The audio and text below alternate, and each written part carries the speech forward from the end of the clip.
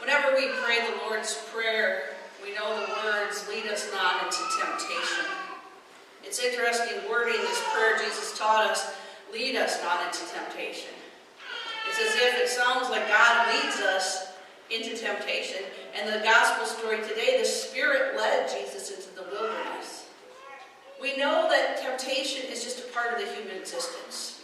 If anyone says they've never been tempted, they're not being honest with us. And we understand people who deal with temptation. Many of you remember Mae West. She said, I was pure as driven snow until I drifted. The bank robber Willie Sutton was asked why he robbed banks, and his answer was, that's where the money is. We know that it's easy to find ways to be tempted. Most of us don't go out seeking them. It's just a part of the human condition. But we also know that to give in to temptation doesn't make us less than God's child.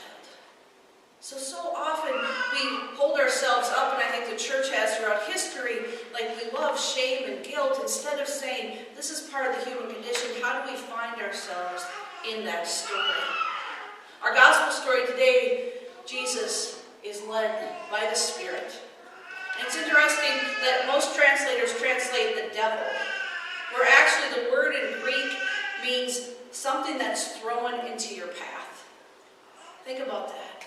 Something that's thrown into your path. That's what temptation feels like. Like I was going along just fine, and all of a sudden this thing showed up and threw me for a loop, or even tripped me up for a while.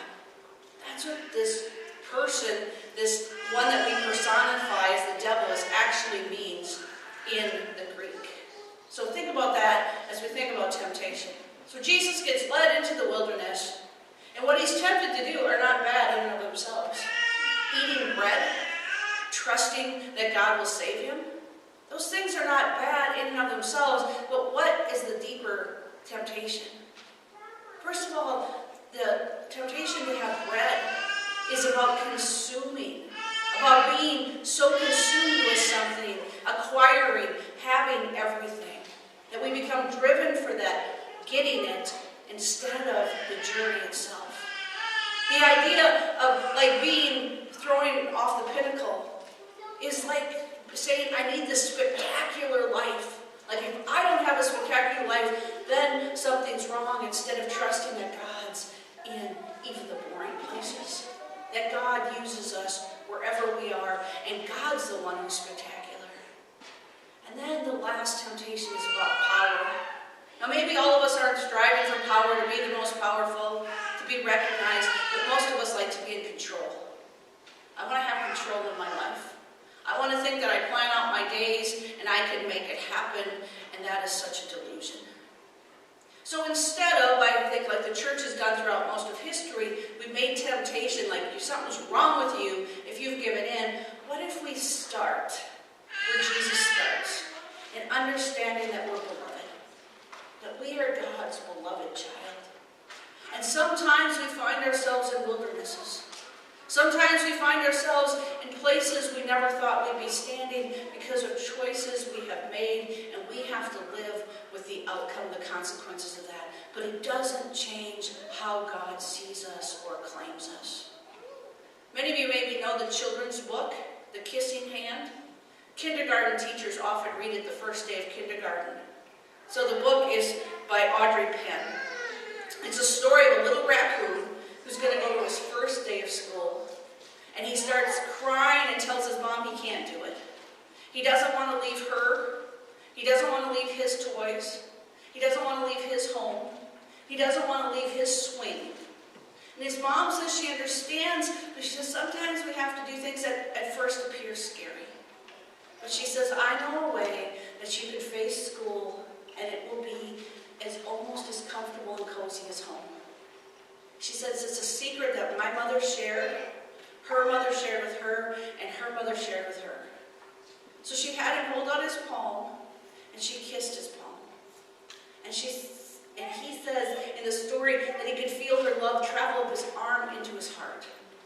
And she says that goes with you.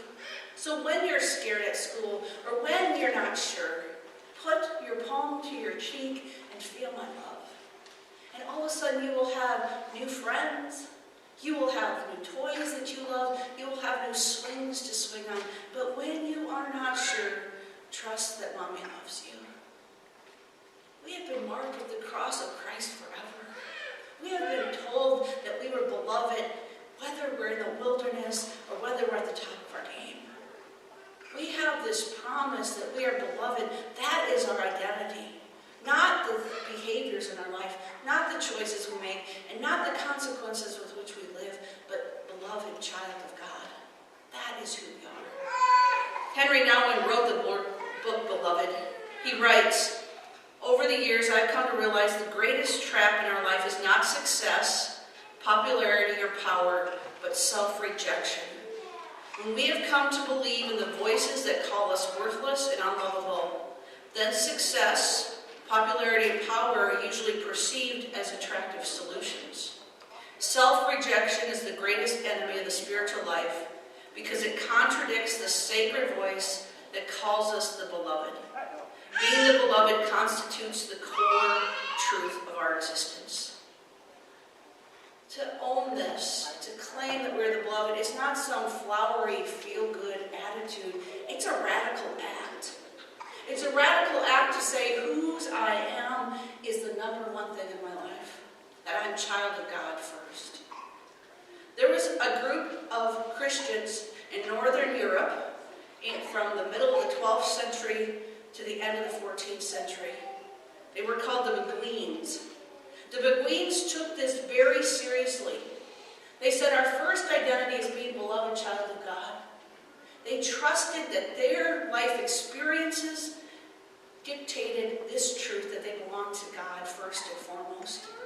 They saw that as a way to go out in the world and take on the abusive powers of the day and say first and foremost, we belong to God.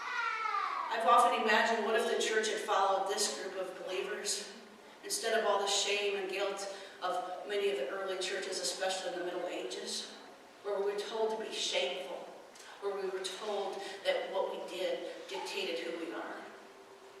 Generosity, kindness, reaching out to our neighbor comes out of our own understanding that we are beloved. That we say every person, every human being is a child of God, and out of our own understanding that nothing can separate us from the love of God, we act and treat each person in the same way. Imagine our world if we actually said, love trumps fear. Love vetoes fear. And we live if it is true.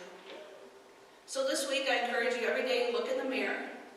Instead of seeing the gray hairs or the wrinkles or the acne or whatever it is you first see, if you see beloved child of God, if you need to, write it above your mirror and trust it. Live as if it's true, and how we act in the world changes everything.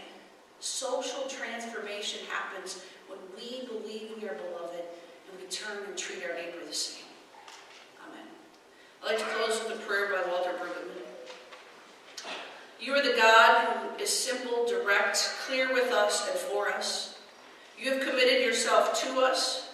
You have said yes to us in creation, yes to us in our birth, yes to us in our baptism, yes in our awakening this day. But we are of another kind, more accustomed to perhaps, maybe, we'll see.